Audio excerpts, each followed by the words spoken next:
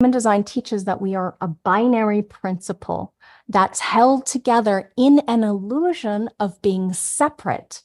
Okay, separate, as in the mind identifies with the body as separate. Oftentimes, many people just live up in the mind, and they oftentimes find that they are not able to get in touch with the body. They can't hear it, they can't feel it, they can't sense it, because they're always living up here in the illusion, potentially delusion, when you identify with the thoughts you think that makes you shrink inside.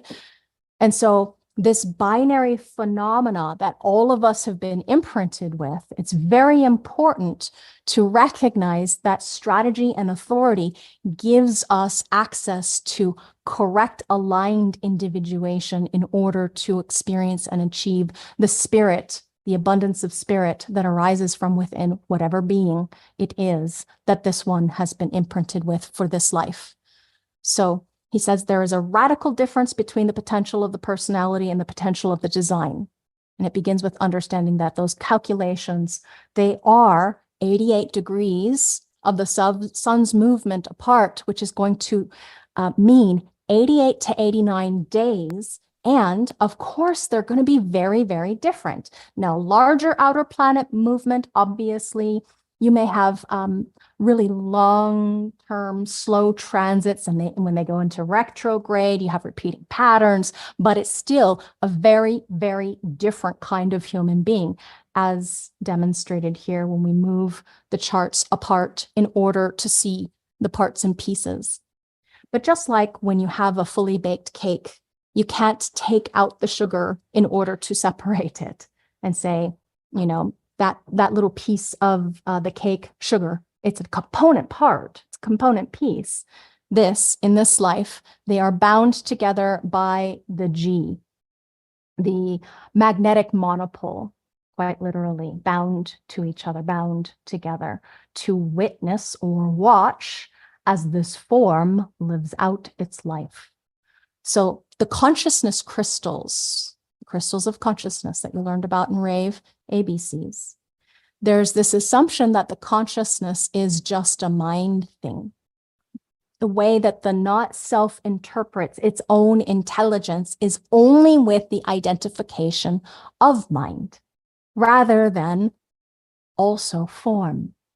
Consciousness is a binary process in these human bodies, vehicles, as Rob would say, that we live in. A vehicle for the awareness principle of passenger consciousness that we talk about in human design.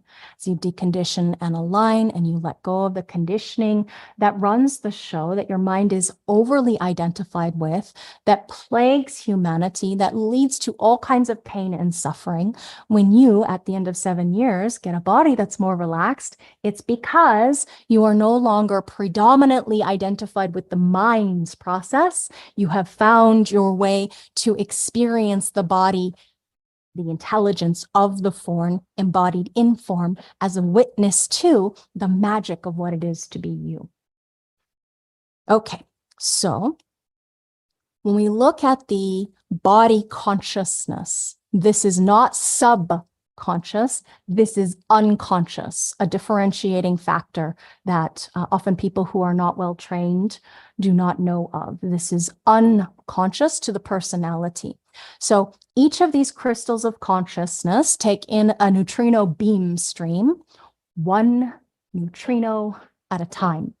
And the design crystal is translating that neutrino information into the millions and millions and millions of design form crystals that are within your cellular matrix, because every cell in your body creates or has the ability to filter the consciousness data stream as well.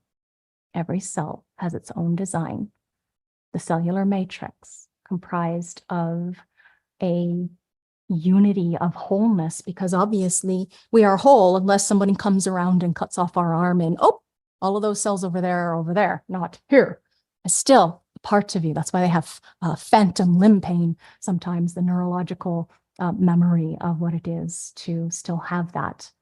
Interesting that we have that capability. When you think about the mind in the realm of the passenger, it's incredibly simple compared to the design consciousness that has to do with being able to maintain the functions of these bioforms moment by moment, breath by breath, as a basis of the form principle to understand it. It's so incredible. It's everything, as far as it is what is creating this vehicular structure of us being able to be embodied in this form so that we can interface with other. Because as a disembodied crystal, we learned, oh, we tend to bond together and there is no otherness when we are in our, let's say, rogue crystal bundles.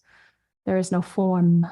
So when we think, quote, Ross says, when we think about magic and mysticism, when we think about those things, we don't think about the vehicle. We think about, and with our minds.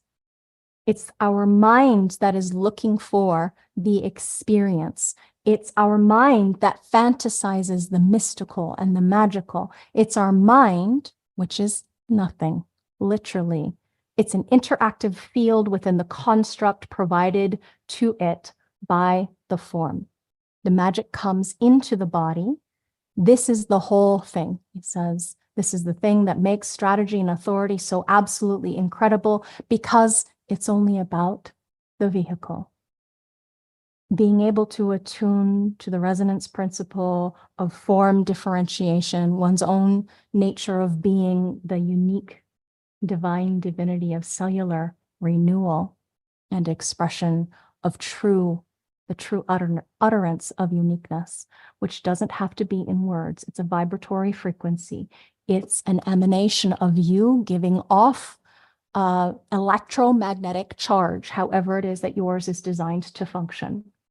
So Ross says that there is this transformation in the personality consciousness. It's only a byproduct of correcting, aligning this vehicle. And so, as we will go through this process, looking at all the various pressures in the mystical way, by the time we get through this, he says, I'm going to introduce you to the mystical profile. That's at the end of this course.